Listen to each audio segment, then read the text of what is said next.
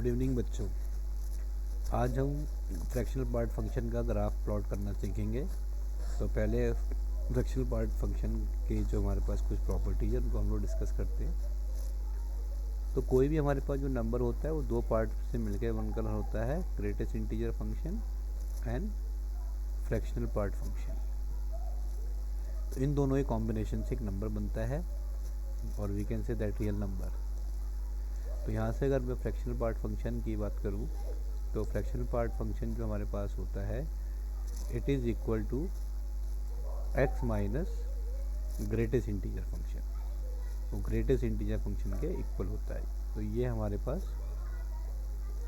Simple सी definition है fractional part function की।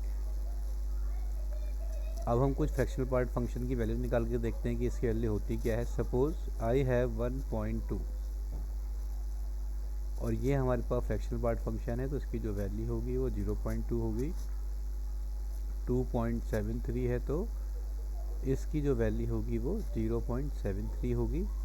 बट अगर हमारे पास कोई नेगेटिव वैल्यू है 1.5 हमारे पास है, तो we can't say the value of this one is 0.5 of minus. तो ये गलत है, because we have domain and range. हमारे पास जो फंक्शन होता है फ्रैक्शनल पार्ट फंक्शन, उसकी जो डोमेन होती है वो होती है हमारे पास एनी रियल नंबर है। यहाँ पे हम कोई भी रियल नंबर लिख सकते हैं, बट जो रेंज हमारे पास होती है वो एक पॉजिटिव नंबर होती है एंड ऑलवेज लेस देन 1 होती है। तो ये इसकी हमारे पास रेंज होती है। तो फ्रैक्शनल पार्ट फंक्शन 0 और 1 के बीच में होता है, but it is never be 1, but in some condition it में 0 हो सकता है। तो अगर हमारे पास माइनस का 1.5 है तो इसकी वैल्यू हम लोग ऐसे नहीं निकालेंगे, we will write like this 0.5 and इसको हमने ब्रेक कर लिया, इसमें हमने 1 ऐड किया और 1 सब्ट्रैक्ट किया। ऐसा करने के बाद हमने इन माइनस का 1 और माइनस 1 को ऐड किया तो माइनस का 2 हो गया और यहाँ पर आ गया 0.5। तो अल्टीमेटली इसका जो हमारे पास फ्रैक्शनल पार्ट फंक्शन होगा वो हो जाएगा 0.5 ऑफ पॉजिटिव का 0.5 हमारे पास होगा। एक और देख लेते हैं फंक्शन। सपोज माइनस का 1.2 है, तो 1.2 को हम डायरेक्टली वी कांट से 0.2 नहीं लिख पाएंगे, because we know it never return negative answer. तो इसके लिए फिर से हमने यहाँ पे -1 -2 लिखा और मैं लिख सकता हूँ -2 + 0.8, because both have the same meaning. और इस कंडीशन में जो इसका फ्रैक्शनल पार्ट फंक्शन होगा दैट विल बी 0.8। तो ये हमने कुछ इसकी प्रॉपर्टी देखी कि how to get the value of fractional part function. Now we are going to plot graph. इसका ग्राफ प्लॉट करके देखते हैं हम लोग क्या होता है।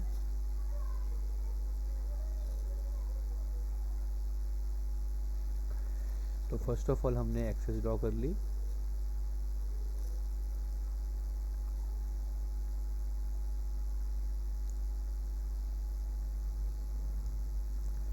और इस पर हमने कुछ मार्किंग कर ली, -1 -2 -3 -4 -5 1 2 3 4 एंड 5 एंड सो ऑन। लेकिन हमको पता है जो फ्रैक्शनल पार्ट फंक्शन होता है उसकी जो रेंज होती है वो हमारे पास 0 to 1 होती है। तो इसका मीनिंग है फंक्शन 0 और 1 के बीच में ही लाई करेगा। तो यहाँ पे मैंने 1 मार्क कर लिया।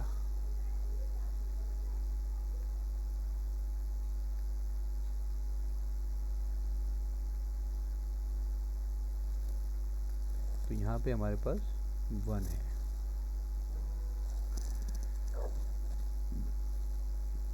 अब इसका ग्राफ प्लॉट करने के लिए हम लोग कुछ कंडीशन लेते हैं।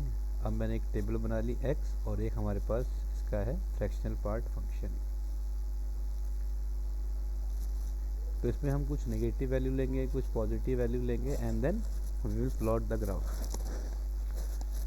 If x lies between 0 and 1, 0 is included. अगर 0 इंक्लूडेड है तो उस कंडीशन में फ्रैक्शनल पार्ट फंक्शन की वैल्यू x आ जाएगी।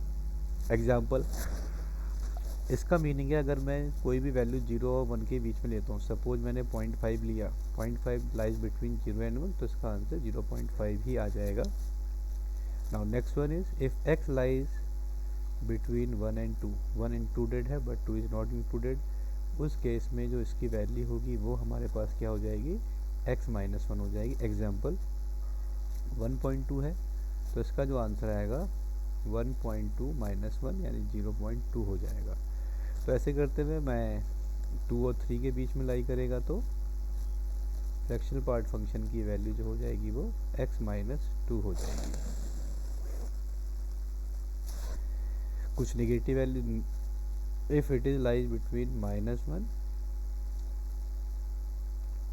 और 0 के बीच में लाएगा तो फ्रैक्शनल पार्ट फंक्शन की जो वैल्यू हो जाएगी वो हमारे पास हो जाएगी।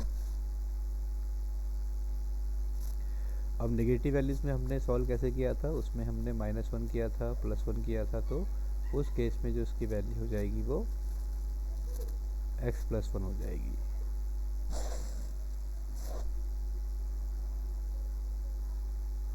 सिमिलरली अगर ये -2 और 1 के बीच में लाएगा तो फ्रैक्शनल पार्ट फंक्शन की जो वैल्यू हो जाएगी वो x+2 हो जाएगी। अब मैं इन वैल्यूज़ को यहाँ पे मार्क करता हूँ।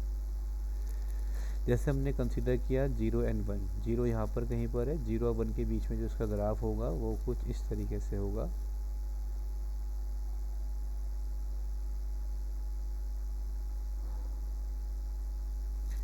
यहाँ पर हमें ओपन रखना है, ये पॉइंट इंक्लूडेड नहीं है बिकॉज ये कभी भी 1 नहीं होगा, but this is it is included. ये वाला जो पार्ट होगा वो हमारे पास इंक्लूडेड होगा। नाउ सेकंड, तो ऐसा करते हुए हम लोग इसका ग्राफ प्लॉट कर सकते हैं। फिर से हमारे पास ये पार्ट यहाँ पर इंक्लूडेड नहीं होगा but this is included. Similarly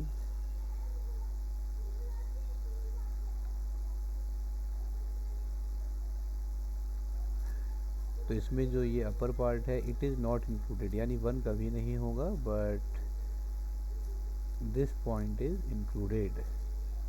तो इसका ग्राफ हम लोग ड्रॉ कर सकते हैं। 0 और 1 के बीच में x हो गया, 1 और 2, 0 1 के बीच में x हो गया, 1 और 2 के बीच में x माइनस 1 हो गया, देन x माइनस 2। तो this is the simple way to draw the graph of greatest integer function.